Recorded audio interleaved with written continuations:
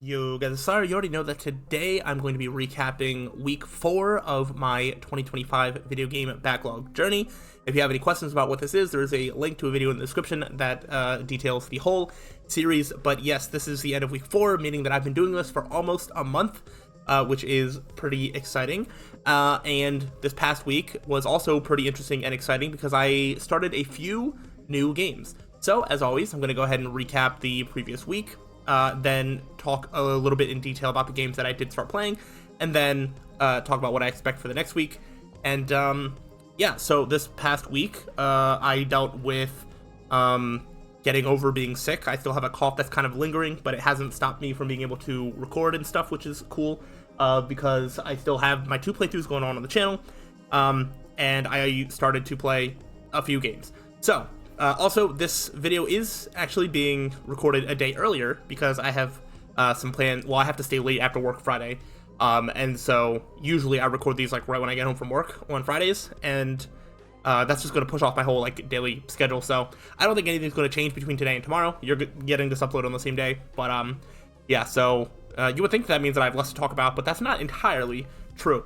So I started a couple of games. Where we left off last week is I, was pretty far through Bugsnax, and I believed that I was going to finish it, which I did. So we're going to go ahead and update this spreadsheet. That is complete.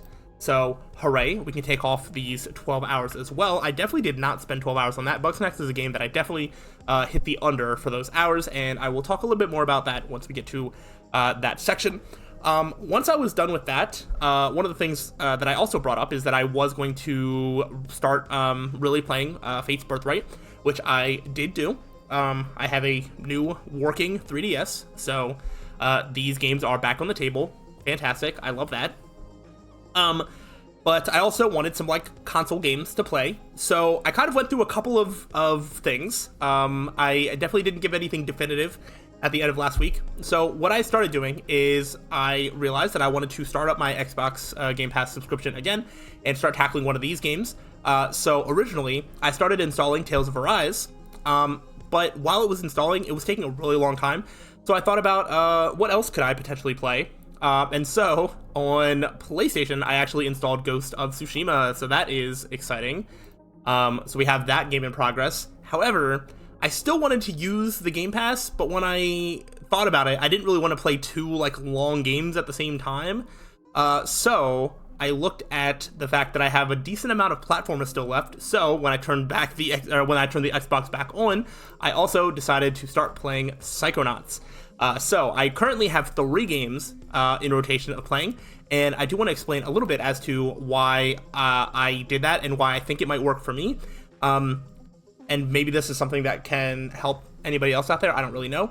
But to explain my sort of whole house gaming setup wise, I have PlayStation hooked up to my computer. I was doing that because I was doing a lot of playthroughs. It is also easy to get gameplay footage with a PlayStation hooked up to one of my computer monitors, just like that. I have a separate PlayStation out in the living room, which I generally use as like a primary gaming. Like if I'm going to focus on a PlayStation game, I will go in the living room. My Xbox is currently hooked up in my bedroom to a TV, because I use that to watch things. That's kind of like my streaming service box when I'm not using it to play Xbox games, and I don't really want to move it around, so it is there. The reason that I figure that this setup of games is going to work is I do find sometimes that I struggle with sitting in the same spot for a long period of time. So if I want to sit down and play a video game for like 4 hours, I actually kind of struggle to do that. But I think I can still be productive with my gaming time, because what I do is I trick my brain by switching to like a different seat. So if I go in the living room and play an hour or 2 of a game, and then I go into my bedroom and I'm on the bed and I play like another hour or 2 of a game, and then I decide that actually I'm going to play some of my 3DS, which is like looking at a different screen. It's like tricking my brain that I'm doing like different things, and so I'm not sitting there like wasting the day away playing video games or something. It's something that I think might work. I have only been doing it for a couple days, honestly, because I didn't really start playing all 3 of them until Sunday or Monday. So it's only been a few days, but I do think moving forward it is something that will work, because I'm kind of tricking myself into moving to different spots. I don't have a game that I'm playing at the computer, and I did mention that I had installed, I actually did install Chrono Trigger on Steam, and if I am looking for a game to play at my PC, it could be that.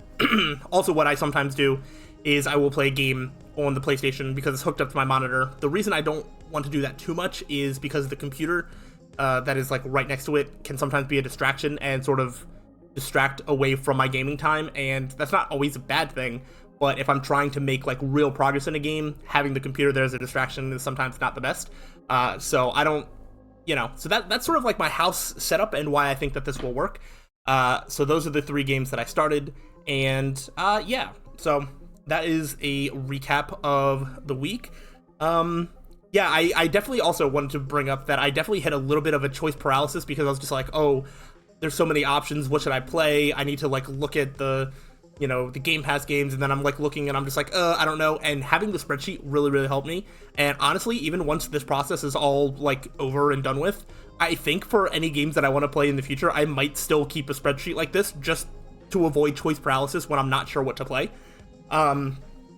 We are also inching towards new games potentially coming out on the horizon, and I have not played any new for 2025 games and tried to balance them with this, but we are definitely coming up close to that point. I don't think I'm going to hit it for another couple weeks, but yeah, I'm soon going to start running into an issue of like, oh, I'm playing like 3 games on this list plus like a new game, maybe even 2 new games, and so I'm going to try not to like overwhelm myself, but I also, I think having the spreadsheet and just having like the drive is going to help me push forward through that, so we shall see. But let's go ahead and move on to the next section where I am going to talk more in depth a little bit about each of the games that I played this week. Also, right before I switch away from the screen, because the Bugsnax is completed, the hours can be taken down, so we are now at 1,287 hours left on the spreadsheet. But okay, so now to go on to the summary section. I realized that last week when I started talking about Bugsnax, I don't think I delved into why is Bugsnax on the list, and I like having that as an introduction as to why every game is on the list. And Bugsnax really, I think the reason that I forgot about it is because I just didn't, there's not like a big story attached to it. I remember seeing the trailer and thinking like, oh, this is really funny, we gotta play the funny game when it comes out, but I was only half committed to ever like actually doing it. But then it was like free on launch for PlayStation Plus subscribers, and that was even before like the premium, so that was just like normal PlayStation Plus, which I've had for like years at this point. And so I was like, oh, it's literally free, I should play this, and I still never did. And then I heard that the game was actually pretty good.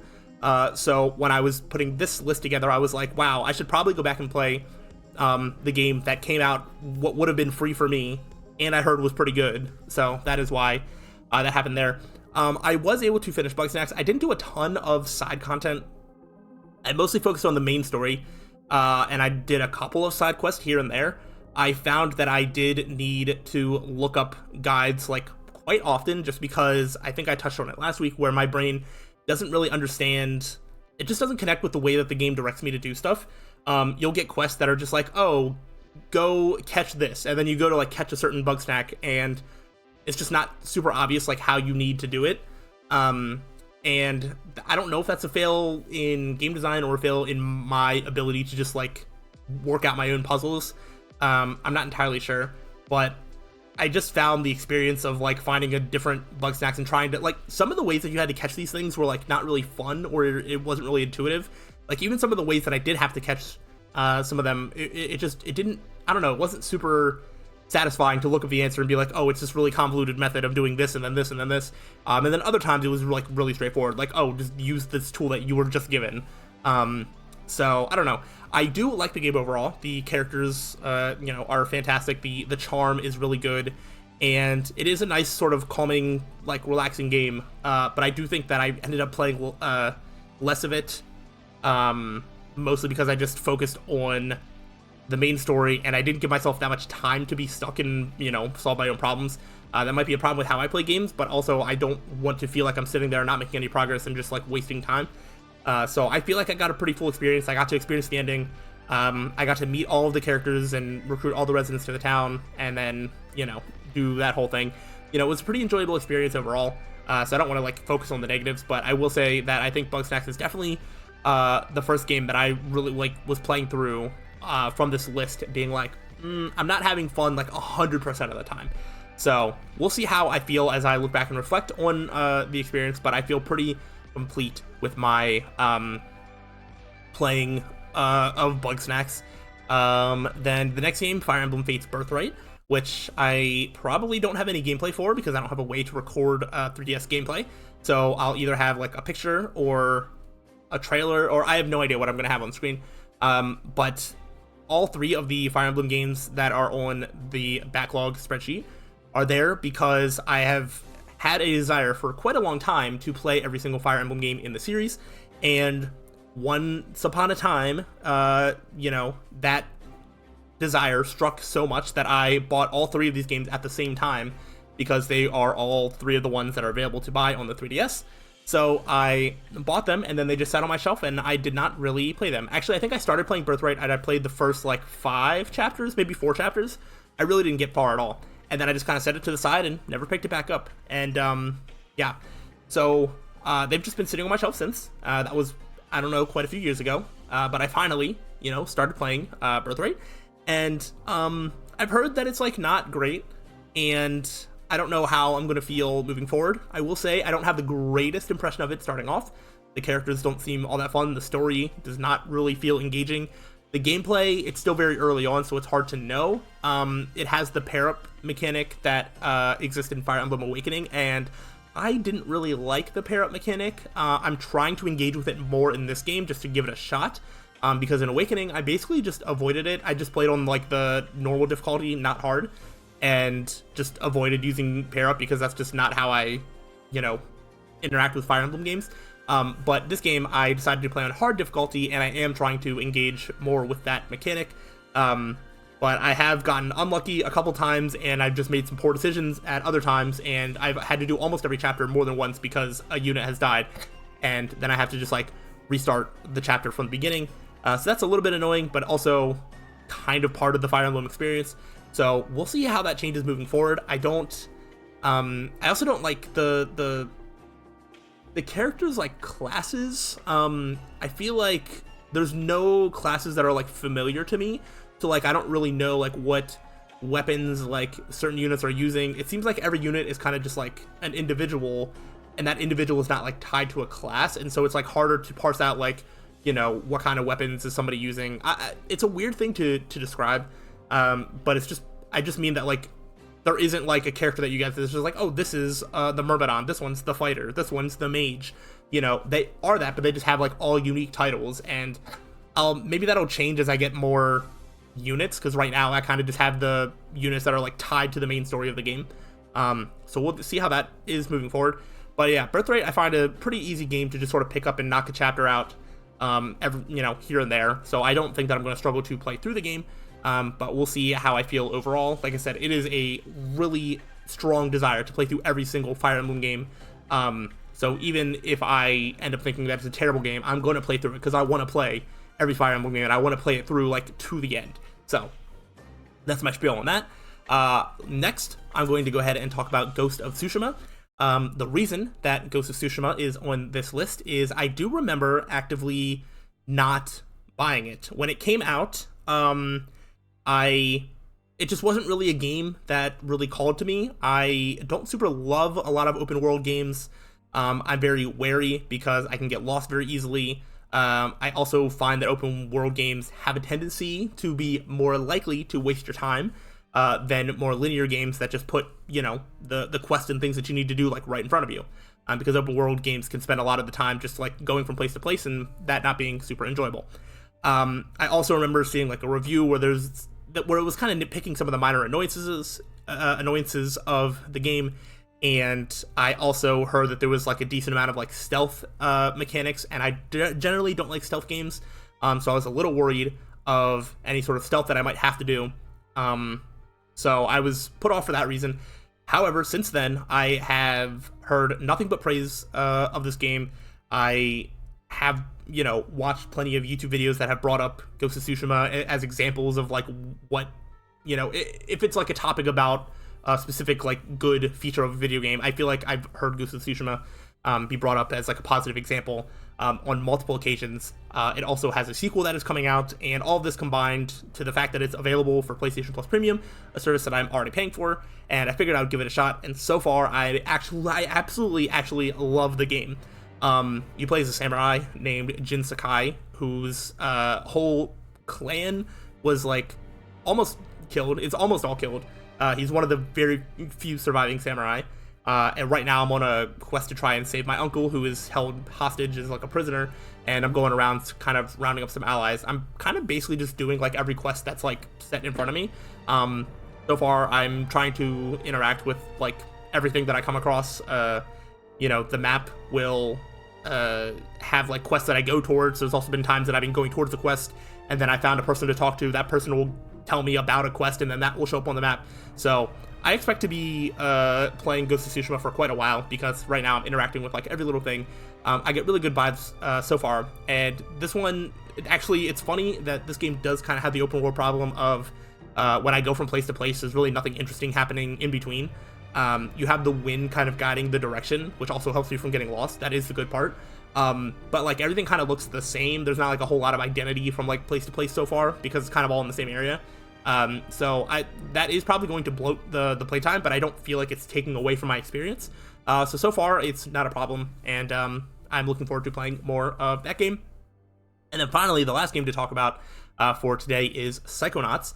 Psychonauts, the reason that this game is on the list is for quite a long time I've watched YouTube videos and like video game content, and back in the day I feel like Psychonauts was brought up a lot as like a underrated game or like a really good platformer, like whatever. Like it was kind of like one of those overlooked games that I just had never heard of when I was like growing up, whatever.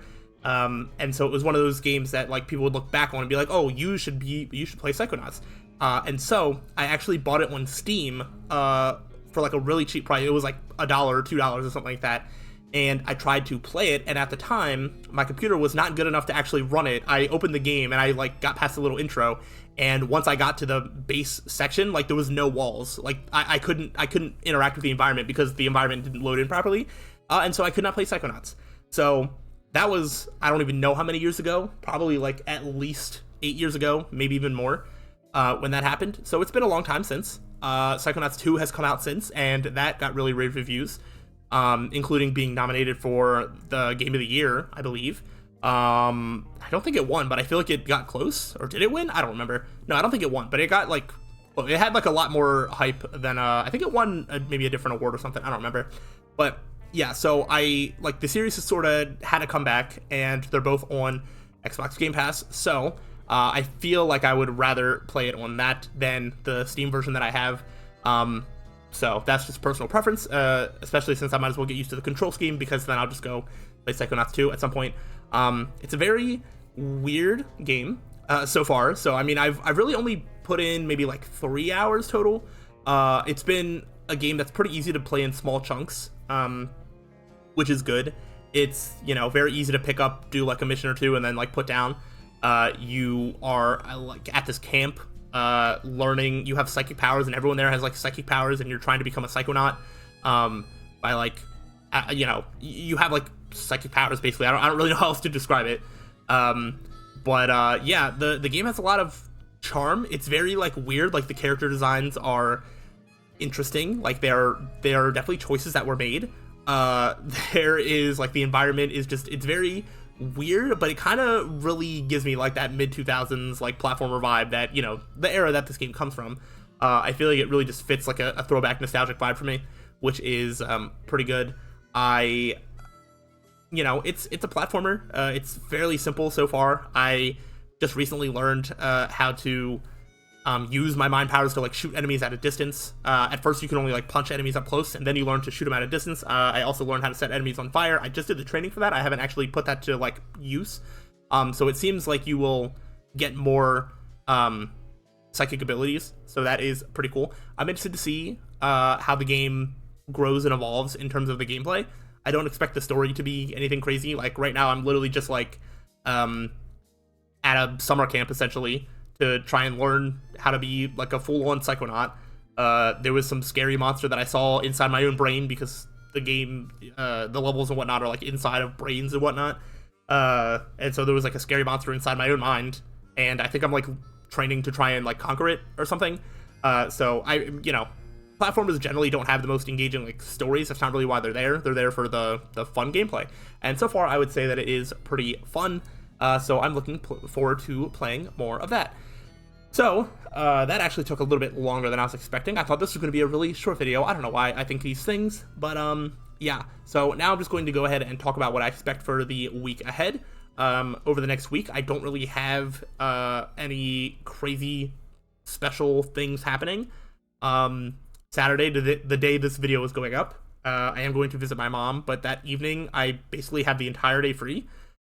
Sunday morning I have nothing happening Sunday, and then I'll be watching football when that comes on. But with each week there's less football to be watched, and soon there won't be any at all. So I might start having a lot more free time on the weekends if I don't have plans with friends or whatnot. So yeah, the next week of work should be pretty normal, should be pretty standard. So I'm just going to kind of plug away at this sort of cycle of, playing a little of Ghost of Tsushima, playing a little Psychonauts, knocking out a chapter of Fire Emblem. There aren't any new games coming out that I'm looking to play. Tales of Iron 2 does come out on the 28th, but I think I'm just going to wait till later in the year to play that until I just really get the itch.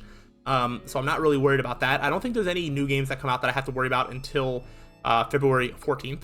So I will talk more about that once we actually get there. But yeah, this should just be a pretty standard week. I'm interested to keep an eye on if any of these games sort of fall behind. I want to make sure that like I don't go too many days without playing one of these games. I want to make sure that even if I'm getting sucked into one game, that I give all three of these games a small chunk of my time. And there is a small chance that I add a fourth game, just because, like I said, I don't have any games that I'm currently playing at the computer. And if I feel like I want to sit down and knock out a PC game, Chrono Trigger is already installed. I could try and knock out like Braid, because that's a short game. I should probably play Fable sooner than later, because I do have the other Fable games on here on the Xbox Ones. But because I remember buying the Fable Anniversary on Steam, that's why I have it for the Steam section. But either way, I should probably play that, earlier in the year compared to later. But yeah, and there's a chance that I think Psychonauts is probably going to be the first game that I finish. It would be either between that or Fire Emblem. But Psychonauts, I feel like I'm able to make some pretty steady progress. So if that ends up taking up a lot of my time, then I might end up finishing that. I don't expect to finish it by next week, but who knows? Shouldn't take more than 2 weeks, and then we'll see where we're at from there. So that is, I think, all I have to say on that. I don't think I missed anything. Hopefully not. And I hope everybody has enjoyed this little recap of week 4. There's still 48 more weeks to go, so I feel like I'm making pretty good progress. Let me know any comments that you may have, any questions that you have about, if you've ever experienced something in your own journeys with like your like a backlog progress or anything like that, or anything that you're just curious about, like, oh, have you experienced this, or what does your mind think about this? You can feel free to ask that sort of stuff as well, because these are kind of off the cuff. I just kind of speak whatever I'm feeling.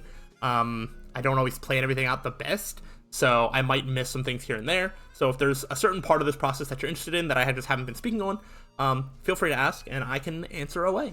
But I am going to go ahead and get out of here, and I will see you all next week for the recap of week 5. So I hope you all enjoyed, and I will see you then. Goodbye.